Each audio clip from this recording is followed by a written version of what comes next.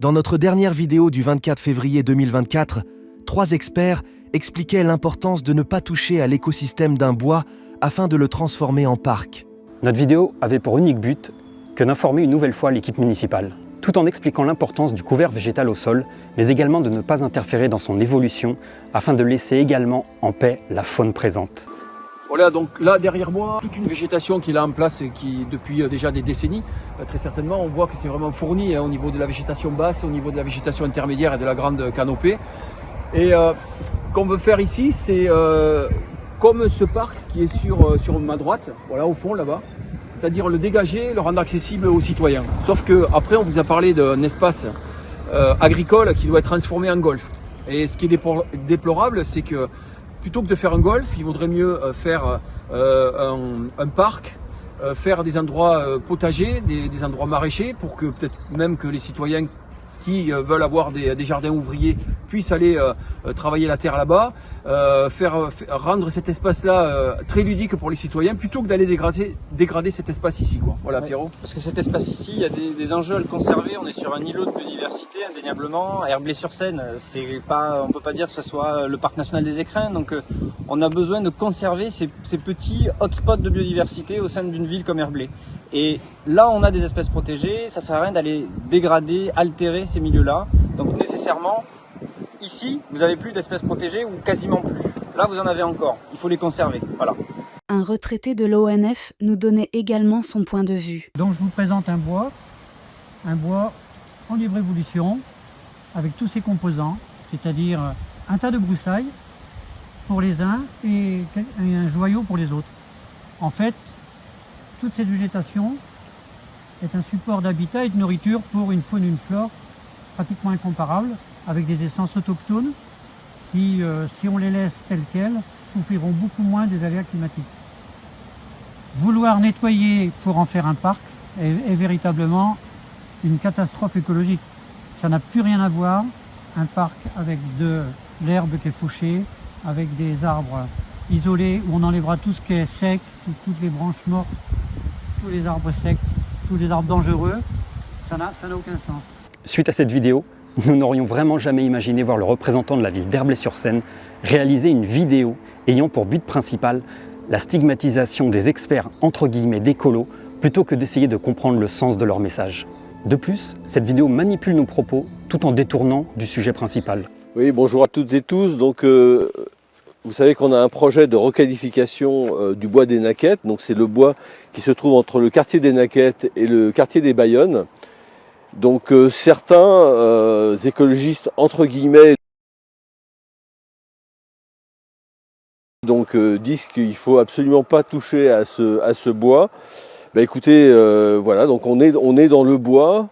Ce bois, donc inoccupé, pas tout à fait inoccupé d'ailleurs, mais en tout cas, les gens savent où mettre des déchets, puisque vous voyez autour de vous tout un tas de déchets. Vous voyez aussi que la nature a pris le pas pour étouffer des arbres. On voit du lierre partout sur les arbres, des branchages par terre. Donc comme il y en a qui font des vidéos, faudrait peut-être pas nous dire que c'est nous qui avons coupé ces arbres, mais en tout cas, ce qui est sûr, c'est que c'est un véritable beau projet écologique que la ville d'Herblay va mettre en œuvre, puisqu'on va bien sûr nettoyer, assainir ce bois, et surtout le rendre à la population, parce que avoir un bois comme celui-ci qui ne profite pas aux Herblaisiens, je trouve que c'est dommage. Petite parenthèse à ce sujet, ce genre de petits bois sont les derniers refuges pour la faune présente. Dans nos villes extrêmement urbanisées, ce sont leurs derniers remparts pour la tranquillité et la reproduction. Et donc, afin de profiter d'un lieu d'échange au lieu de vouloir réaliser un golf sur 25 hectares, ne serait-il pas plus judicieux et apprécié des habitants que de profiter d'un immense parc et ainsi laisser ce bois de 4 hectares en paix? Du simple bon sens. Il faudrait que chaque agglomération comme ça puisse disposer d'une petite forêt. C'est beaucoup plus important qu'un golf, parce qu'un golf c'est ruineux en eau et ça va intéresser uniquement des gens qui font du golf, c'est-à-dire des gens qui n'ont aucun problème financier. Donc c'est un gros travail, puisqu'on a fait l'acquisition, on est en train de faire l'acquisition de l'ensemble des parcelles qui composent ce bois. Et vous voyez, je ne sais pas si la caméra peut visionner donc, cette décharge. Et quand je pense que certains qui se disent écologistes défendent, surtout ne veulent pas qu'on touche ce bois. Pourtant, sur notre page Facebook, accompagné de la vidéo, il était indiqué « Par contre, le nettoyer de tout dépôt sauvage est une action à entreprendre. » Je trouve ça dommage. Moi, ce que je trouve scandaleux pour l'écologie, c'est ce que je suis en train de voir en ce moment. Voilà, c'est vraiment une catastrophe écologique actuellement. Et heureusement que des élus se mobilisent pour corriger ça et améliorer notre environnement. Voilà. Le GNSA découvre donc avec stupeur la décharge à ciel ouvert qu'est devenue au fil du temps cette partie du bois. Nous nous étonnons donc que la ville d'Herblay ait laissé la situation se dégrader à un tel point. Surtout qu'elle n'ait pas usé de son pouvoir de police pour lutter contre les dépôts sauvages qui ont irrémédiablement pollué les sols. Cela est révélateur de la place accordée au végétal dans notre ville. Je ne savais même pas, mais il y a carrément une carcasse de voiture à l'intérieur de ce bois. Je pense, enfin j'espère en tout cas, que les affirmations que j'ai vues sur les réseaux sociaux sont issues de gens qui ne sont jamais rentrés dans ce bois, parce que si vraiment ils veulent que la ville ne touche à rien. Par contre, le nettoyer de tout dépôt sauvage est une action à entreprendre. Nous aimerions également connaître les informations que le représentant aurait vues sur les réseaux sociaux, indiquant, semblerait-il, à la ville de ne toucher à rien. Je ne comprends pas ce que c'est qu'un écologiste. Je pense que ça, c'est une véritable catastrophe écologique que vous êtes en train de voir sous vos yeux. Ce n'est pas le seul endroit. Nos projets à la ville d'Herblay, c'est vraiment de travailler pour la vraie écologie. Non mais sérieusement, rassurez-moi, c'est un sketch. Au lieu d'essayer de comprendre un grimpeur arboriste, un écologue ayant travaillé 15 ans à l'Office français pour la biodiversité et un retraité de l'ONF, l'Office national des forêts, cette vidéo nous montre un dépotoir tout en ironisant sur notre souhait de ne pas toucher à ce bois à l'heure que nous parlons de son écosystème. En définitif, de laisser entendre aux citoyens que nous serions en faveur de laisser ces détritus que nous pouvons voir depuis des années depuis la rue. Cette vidéo est l'exemple type de la mauvaise foi et de la manipulation des propos de citoyens et d'experts souhaitant agir pour l'environnement. De la part d'un représentant d'État, je trouve ça personnellement extrêmement grave, au vu de l'urgence à agir face à l'effondrement de la biodiversité. Surtout que la vidéo se focalise uniquement sur les détritus, mais ne montre nullement la richesse du bois et le pourquoi il est essentiel de ne pas interférer dans ce milieu en pleine zone urbaine. Et de penser à l'humain aussi, parce que d'abord, penser aux arbres, parce qu'ils sont en train de mourir. C'est un projet de renaturation de ce bois, avec des cheminements avec un sol drainant. Ce sol est un sol drainant. Installer un géotextile tissé qui est une bâche permettant de pouvoir protéger les matériaux qu'on va mettre sans dégrader la nature et en pouvant permettre l'infiltration. Et dans la réalisation, vous avez également fait attention de vous écarter des arbres, parce qu'il y a des arbres, certains arbres sont plus en hauteur.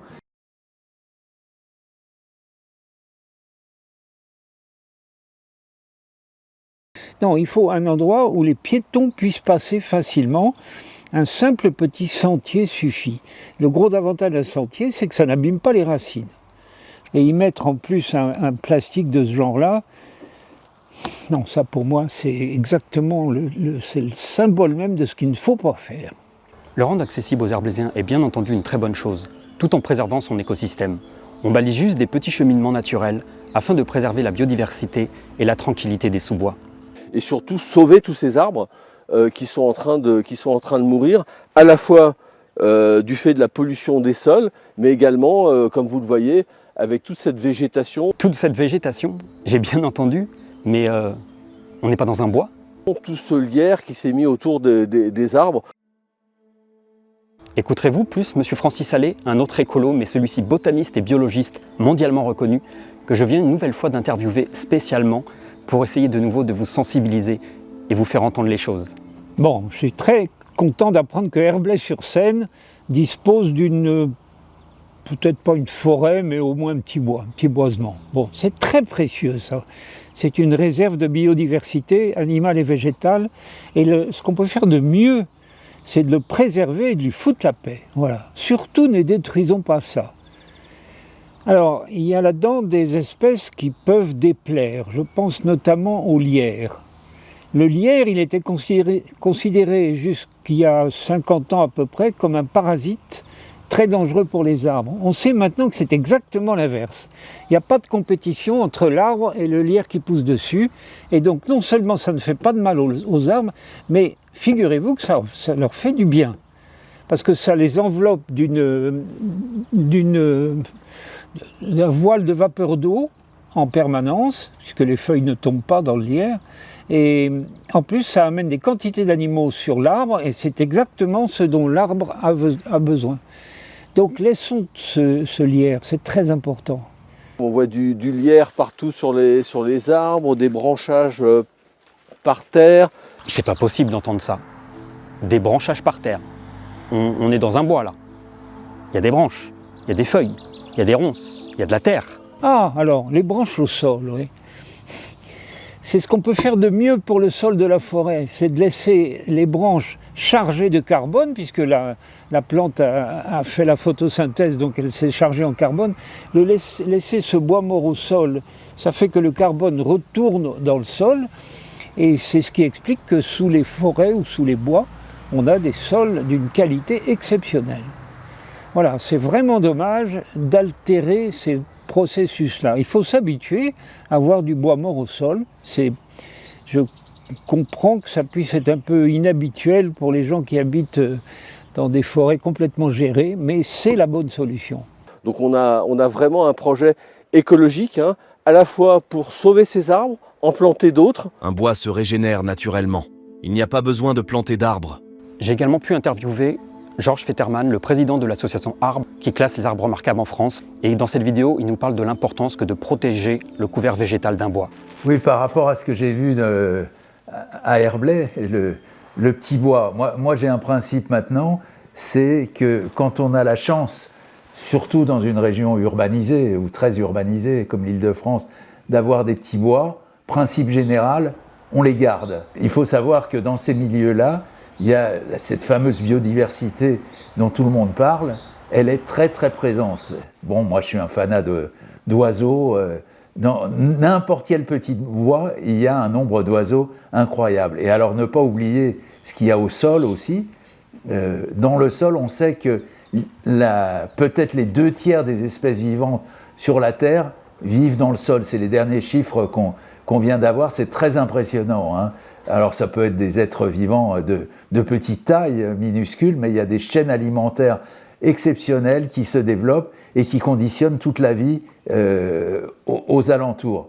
Comment pouvons-nous donc agir et protéger l'environnement si notre représentant n'écoute même pas des professionnels du domaine? À la fameuse association de défense des arbres qui s'attaque à tous nos projets écologiques. Dans un article de la Gazette du Val d'Oise paru le 29 février 2024, il était indiqué « Je suis excédé par ce harcèlement contre les projets de la ville. Il y en a marre de se faire donner des leçons sur des sujets que mes services connaissent sur le bout des doigts. » Sans vouloir critiquer les services de la ville, sûrement faute d'une formation adaptée, ne serait-il pas la base que de connaître l'importance du lierre sur la biodiversité afin d'informer notre représentant et donc au passage éviter ce genre de propos dans une vidéo? Et entendre qu'avoir des branches au sol serait néfaste pour le lieu, honnêtement, là je ne trouve même plus les mots tellement c'est absurde. Désolé. Pour information, le lierre, loin d'être un parasite, favorise la biodiversité en offrant un habitat sécurisé aux insectes, oiseaux et chauves-souris. Ses feuilles persistantes et ses baies constituent une source de nourriture vitale, attirant une variété impressionnante de pollinisateurs et d'animaux. Notre inquiétude est grande si de tels propos sont apportés et en même temps d'entendre nous dire que les services de la ville d'Herblay-sur-Seine connaissent sur le bout des doigts leur sujet. Nous rappelons donc une énième fois que le bois ne doit pas être nettoyé de ses composants organiques, essentiels à la nutrition des sols. Le couvert végétal est essentiel. Le lierre, les ronces, les feuilles, les branches au sol doivent rester sur place. Cette vidéo illustre clairement la méconnaissance de nos élus à nos espaces de biodiversité, mais également nous montre, hélas, leur non-désir que d'apprendre ou bien de changer. Ce n'est pas une honte que d'admettre sa méconnaissance et que de demander des conseils à des spécialistes. le déclin de la biodiversité passe par ce genre de projet totalement néfaste pour l'environnement, par manque de connaissances pour le vivant. Ensemble, nous y arriverons, mais pas chacun pour soi. Je terminerai cette vidéo en expliquant que nous avons tous un rôle à jouer sur la protection de l'environnement. Les entreprises paysagères, les architectes paysagers entre autres, ont également une responsabilité à la sauvegarde du vivant. Ils ont un rôle essentiel à ne pas participer à ce genre de projet totalement néfaste pour le bien-être du lieu. Mais mon interrogation à agir se pose lorsqu'en face, nos décideurs ne le comprennent pas et lancent des menaces. Dans un article de la Gazette du Val d'Oise paru le 29 février 2024, il était indiqué « J'envisage de demander la protection fonctionnelle pour mes agents et moi et de porter plainte. » Pour ma part, je trouve ça extrêmement décevant.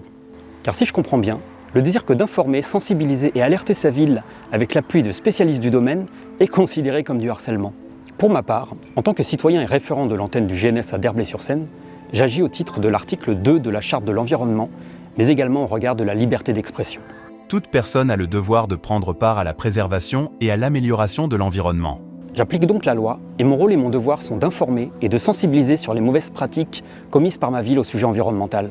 Malgré nos efforts, ce que nous pouvons lire sur la page Facebook du référent de notre ville est démoralisant.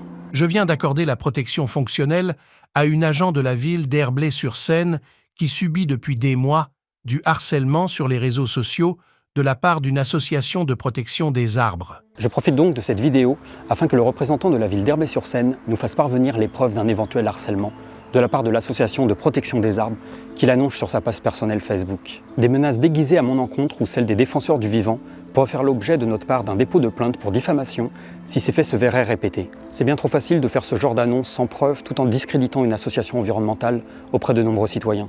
Il faudrait réellement avoir un peu d'humilité et se reconnecter à la nature qui nous alerte chaque année un peu plus. Oui, je voudrais transmettre le point de vue de Ludovic, qui lui s'occupe de l'écologie dans cette zone d'Herblay.